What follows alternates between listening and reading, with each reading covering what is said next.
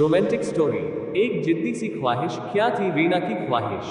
मन हुआ कहूँ कि मैम आप तो शायद घर गृहस्थी में प्यार मोहब्बत भूल चुकी, हमें थोड़ी देर महबूब के साथ अकेले नहीं छोड़ सकती क्या आप? पेंटिंग एक की जगह 2 घंटे में बन गई तो आपका क्या चला जाएगा? पर मैं चुपचाप काम करने लगी। आज ये सोच रही थी कि नहीं, चुपचाप पेंटिंग। मैं हूँ रीना, फाइन आर्ट्स से एमए कर रही हूँ। दिल आया हुआ है साथ में पढ़ने वाले सुजीत पर। वह है ही ऐसा, किसका दिल नहीं आएगा उस पर? लड़कियां बिना बात के उसके चारों तरफ जब मंडराती हैं न, सच कह रही हूँ, आग लग जाती है मेरे मन में। मन करता है एक एक को पीट कर रख दूं। डार्क, टॉल एंड हैंडसम वाले कॉन्सेप्ट पर वह बिल्कुल फिट बैठता है। इजल पर पेंटिंग रखकर जब उस पर काम कर रहा होता है न, मन करता है उसकी कमर में पीछे से बाहें डाल दूं। पता नहीं किस धुन में रहता है। उसकी कहीं कोई गर्लफ्रेंड ना हो, ये बात मुझे दिन रात परेशान कर रही है। फर्स्ट ईयर तो इसे देखने में ही गुजर गया है, अब सेकेंड ईयर चल रहा है। समय गुजरता जा रहा है, मेरे पास ज्यादा समय नहीं है इसे पाने के लिए। क्या करूं? मैं कोई गिरी लड़की तो हूं नहीं, प्रोफेसर पेरेंट्स की इकलौती संतान हूं, पानीपत के अच्छे इलाके में रहती हूं। जब टीचर रमा मिश्रा ने अटेंडेंस लेनी शुरू की तो मेरा मन चहका। टीचर मेरे बाद सुजीत का ही नाम बोलती है। कितना अच्छा लगता है हम दोनों का नाम एक साथ बोला जाना। आज मैं जानबूझकर अपनी पेंटिंग को देखने लगी। सुजीत मेरे बराबर में ही खड़ा था। मैंने टीचर का बोला जाना इग्नोर कर दिया तो सुजीत को मुझे कहना ही पड़ गया, रीना अटेंडेंस हो रही है। मैंने चौंकने की एक्टिंग की। फैमिली स्टोरीज, लाइक एंड काम वाली गीता की अनोखी कहानी। पति पत्नी का संबंध समाज बनाता है। घर में काम वाली गीता का जो संबंध बना वह चाहे समाज को अटपटा लगा पर वह असल में प्राकृतिक था, खास उस लाइकन पौधे की तरह जिसका अर्थ तो गीता की कहानी सुनने के बाद ही समझ आया। पटना से दिल्ली की द्वारका कॉलोनी के इस घर में शिफ्ट हुए 8 दिन हो गए थे। घर पूरी तरह सेट होकर चमक रहा था, लेकिन मैं अस्त व्यस्त बेरोनक हुई जा रही थी। वजह वही जो हर तबादले के बाद झेलती आई हूँ। अच्छी काम वाली मिल नहीं पा रही थी, कुछ मुझे पसंद नहीं आ रही थी, कुछ को मेरा एक घर एक बाइक वाला फॉर्मूला रास नहीं आ रहा था। नहीं जी, एक घर से कैसे पेट भरेगा? 5 जगह काम करती हूँ तो 5 जगह चाय नाश्ता, तीज त्योहार में कपड़े गिफ्ट वगैरह मिलते हैं। एक घर के काम का समय तो इन्हें एक घर से दूसरे घर जाने में ही निकल जाता है, यह उन्हें नहीं दिखता। ऊपर से 5 जगह दौड़ने में पैर घिसते हैं, थकान होती है, 5 जगह बातें सुननी पड़ती हैं, वह नहीं खुलती हुई मैं बुदबुदाई। शादी के बाद जब मैं आई थी तो इन बाइयों ने उस वक्त भी मेरी नाक में दम कर रखा था। एक तो उम्र कम, फिर साफ सफाई की बीमारी, वे हमसे हैंडल ही नहीं हो पाती। आज वहां जल्दी जाना है, कल आपके यहाँ देर से आऊंगी। उनके यहाँ सामान ज्यादा है, बस सामने सामने पोंछा लगाना पड़ता है। आपके खाली घर में तो सफाई करने में ही थक जाती हूँ। आप बर्तन देख देख कर जमवाती हैं। पूनम मैम तो सोई रहती हैं, मैं सारा काम निपटा आती हूँ।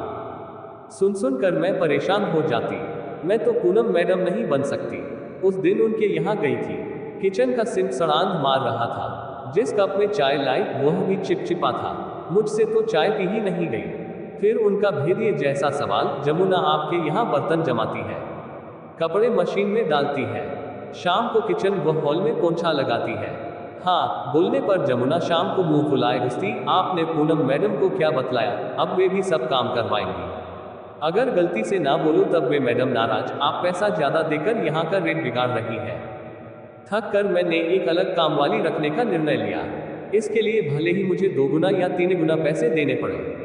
अपने दूसरे खर्चों में मैं कटौती कर लूंगी। इतवार की सुबह थी, सब अलसाए से सो रहे थे। मैं झाड़ू लगा रही थी कि तभी दरवाजे की घंटी बजी। बिट्टू, दरवाजा खोलो, दूध वाला होगा।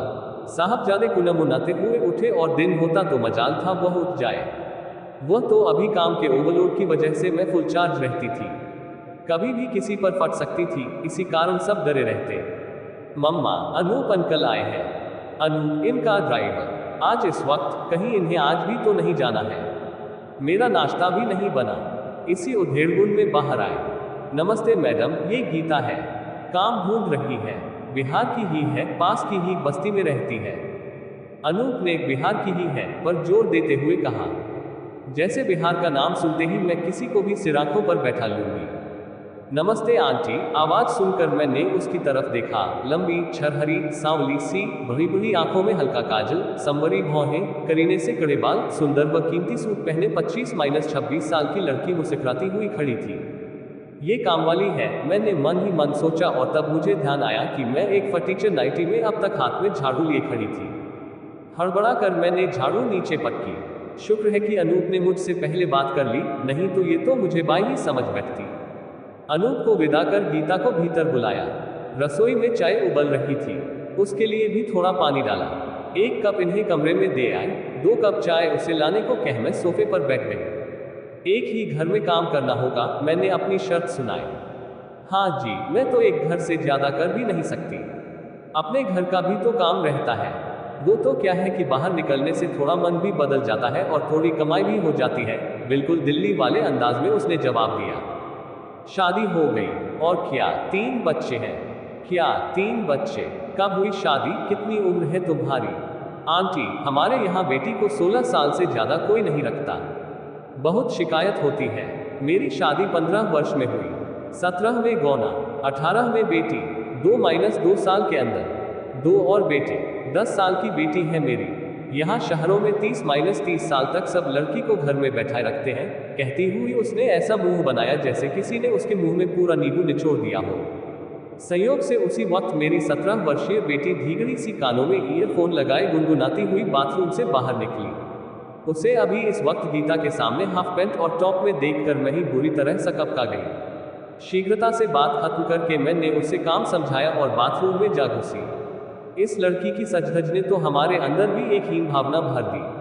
पता नहीं काम कैसे करवाऊंगी। जितनी उत्कृष्ट थी उसकी साज सज्जा, उतना ही उत्कृष्ट था उसका पहनावा। गजब की पसंद थी उसकी। साड़ी हो या सलवार कमीज, एक बार नजर ठहर ही जाती थी। घर का पूरा काम करने के बाद भी मजाल है कि उसकी साड़ी की एक भी मांग इधर उधर हो जाए। उसके कारण मुझे अपने आप को बहुत बदलना पड़ा। बच्चे मजाक भी करते, पापा 26 साल में माँ की आदत नहीं सुधार पाए, लेकिन गीता ने 36 दिनों में ही उन्हें सुधार दिया। जय हो गीता की। गीता को काम करते हुए 2 महीने ही हुए थे। देवर देवरानी बच्चों के साथ आए। सुबह सुबह हॉल में पूरा परिवार इकट्ठा धमाचौकड़ी मचा रहा था, तभी गीता दाखिल हुई। देवर सोफे पर लेटे थे, हड़बड़ाकर उठ बैठे। मैं आंखों से उन्हें मना कर रही थी, तब तक उन्होंने हाथ जोड़कर उसे नमस्ते कर दिया। सब अपनी हंसी दबाए बैठे रहे। बाद में तो बच्चों ने जमकर उनकी खिंचाई की। ऐसे तो गीता पर दोनों वक्त खाना बनाने के साथ साथ सुबह नाश्ते की भी जिम्मेदारी थी, लेकिन इन्हें 8:30 बजे निकलना होता और दीपू की स्कूल बस तो 8 बजे ही आ जाती थी। इसी कारण सुबह मुझे रसोई में घुसना पड़ता। गीता ने सब्जी काटकर मुझे पकड़ाए और आटा निकालने गई, तब तक मैंने एक तरफ सब्जी छौंकी, दूसरी तरफ चाय चढ़ा दी। आज फिर उसने मारपीट की, गीता बोली। बच्चों ने? मैंने सहजता से पूछा। नहीं, मेरे आदमी ने पुलिस पकड़कर ले गई। क्या? अब क्या होगा? मेरे स्वर में चेता थी। होगा क्या, मालिक जाएंगे छुड़ाने। साल में 3 बार का यही धंधा है। गूंधे आटे को मुट्ठी से और चोट देकर मुलायम करती हुई उसने बेफिक्री से कहा। मालिक कौन? वही जिनके यहाँ रहती हो। किराए में रहती हो? हाँ, यही समझ लीजिए। उनके दोनों बच्चों की देखभाल, घर का काम, खाना कपड़ा सब करती हूँ। तब उनकी बीवी क्या करती है? मैंने चिढ़ते हुए पूछा। नहीं है, 5 साल पहले मर गई। शुरू में गांव से बूढ़ी माँ आई थी, मन नहीं लगा। तब से मैं ही संभाल रही हूँ। हमें दिल्ली आए 2 साल हो गए थे। बेटे का नामांकन NIT वारंगल में हो गया था। बेटी यही MCOM कर रही थी। हम लोगों को गीता की आदत सी हो गई थी। धीरे धीरे उसने घर की पूरी जिम्मेदारी जो संभाल ली थी। उसकी बेटी बड़ी हो गई थी, वह अपने घर का काम कर लेती थी। जीवन में पहली बार कामवाली का ऐसा सुख मिला था। मैं अपने NGO को पूरा समय दे पा रही थी। रात का खाना निपटाकर किचन समेटा और सोने ही जा रही थी कि फोन आया। आंटी, 20-30 हजार रुपए चाहिए। 30 हजार रुपए? मैंने चौंकते हुए पूछा। कम से कम 20 हजार रुपए तो देना ही होगा। प्लीज आंटी, बहुत जरूरी है। मालिक को दिल का दौरा पड़ा है। उनको अस्पताल में भर्ती करवा कर आ रही हूँ। 1 सप्ताह के अंदर ऑपरेशन होगा। ठीक है, देखती हूँ, कहकर मैंने फोन काटा। राकेश से बिना पूछे मैं उससे आश्वस्त नहीं कर सकती थी। हालांकि 5,000 के हिसाब से 3-4 महीने में ही पैसा चुकता कर देगी। पहले भी 1-2 बार वह 4-5 हजार रुपए ले गई थी। कभी बच्चे के एडमिशन के लिए या किसी शादी ब्याह में जाने के लिए, लेकिन 4-5 दिनों के अंदर ही लौटा जाती थी।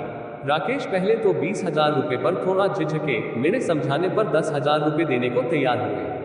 अपने पैसों में से छिपा कर 10,000 रुपये मिलाकर मैंने दूसरे दिन उसे बुलवाकर पूरे 20,000 रुपये दे दिए। गीता तो आज पहचान में ही नहीं आ रही थी।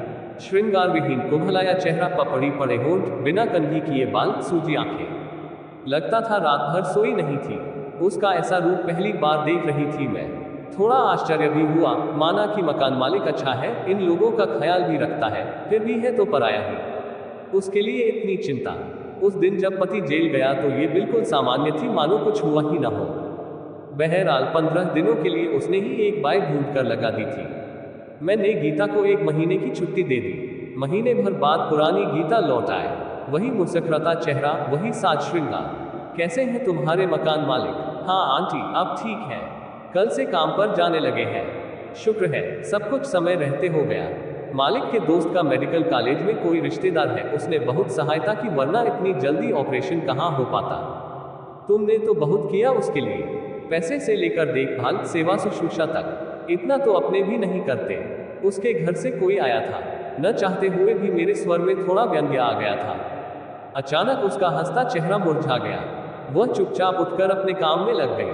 पोंछा लगाते लगाते मेरे पास आकर बैठ गई। आंटी, अब आपसे क्या छिपाऊं, मैं मालिक के ही साथ रहती हूँ। इस बात को कहने के लिए इतनी देर में उसने अपने को मानसिक रूप से तैयार किया था। इन 3 सालों में इस सच का अंदाजा कुछ कुछ मुझे हो ही गया था। शादी कर ली है? नहीं। फिर तुम्हारा पति? वो भी वहीं रहता है। मालिक की माँ जब गांव चली गई, मैंने उनका काम करना शुरू किया। पहले चौका बर्तन, फिर खाना बनाना। मैं बहुत कष्ट में थी। अच्छे खाते पीते घर की लड़की हूँ। मायके में जमीन जायदाद है। पिताजी की गांव में किराने की दुकान है। लड़का दिल्ली में नौकरी करता है। इसी बात पर शादी हो गई। 3 बच्चे हो गए। यहाँ आने पर असलियत पता चली। 3 कमाता 13 भी जाता है। घर में एक पैसा भी नहीं देता, ऊपर से रात में पिटाई करता। बच्चे भूख से बिलबिलाते थे। अंत में घर के पास में ही बन रही सोसाइटी में ठेकेदारी में काम करने लगी। वहाँ भी स्थिति अच्छी नहीं थी। पूरे 8 घंटे काम, ठेकेदार की गंदी हरकतें, भद्दी गालियां, मिस्त्री का घिनौना स्पर्श, फिर भी पैसे मिल रहे थे, बच्चे पल रहे थे। एक दिन मेरी बेटी किसी काम से हमारे पास आए। एक मजदूर उसका हाथ पकड़ने लगा। मैंने गुस्से में पास रखे डंडे से उसके हाथ पर जोर से मारा। हंगामा हो गया।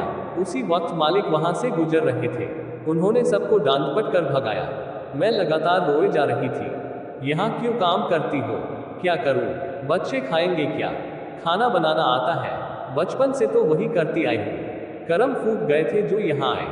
कल सुबह स्कूल के बगल वाले मकान में आना, चावला मैनेजर का नाम पूछोगी, कोई भी बता देगा। दूसरे दिन सुबह जो गई तो वहीं की रह गई। पूरे दिन काम करके रात का खाना बनाकर लौट आती थी।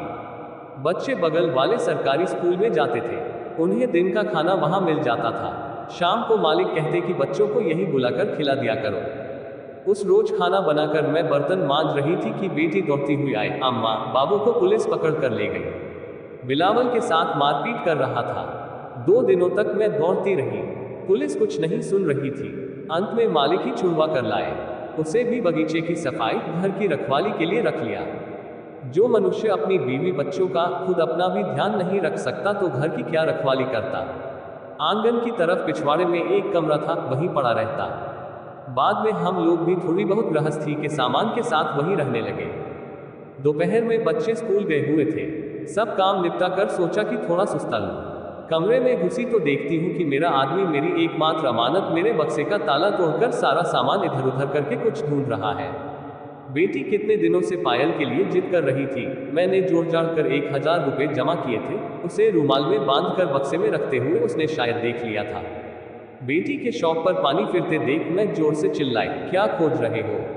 वह बोला, तुमसे मतलब? मेरा बक्सा है, सामान मेरा है, तब मतलब किसको होगा? मैंने कहा, ठहर, अभी बतलाता हूँ किसका सामान है। हक जताती है। एक भद्दी गाली देते हुए वह मुझ पर झपटा।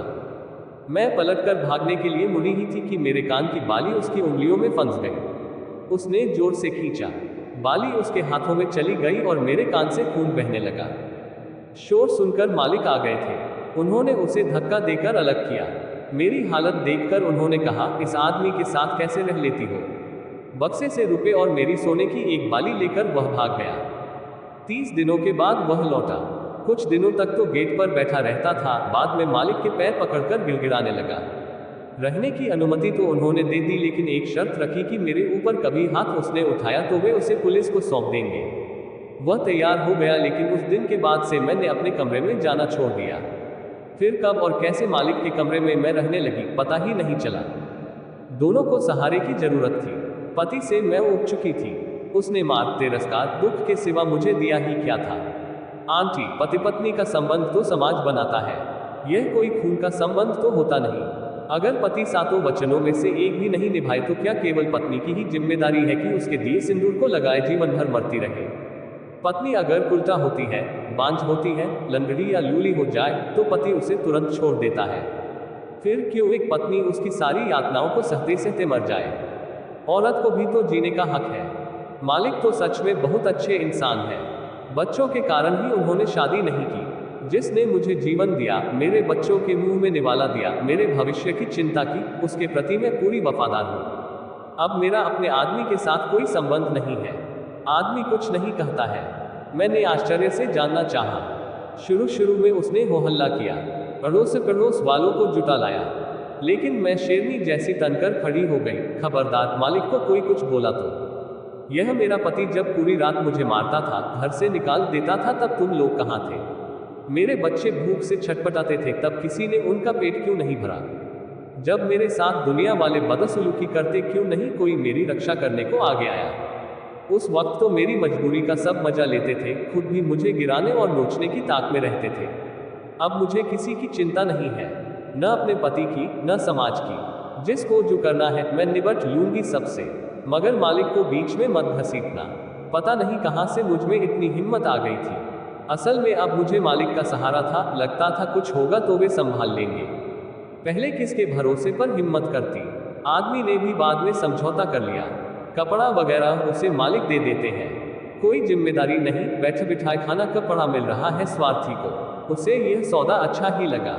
बहुत ही सहजता से गीता ने अपने आप को एक पत्नी, एक माँ और रक्षिता में बांट लिया था।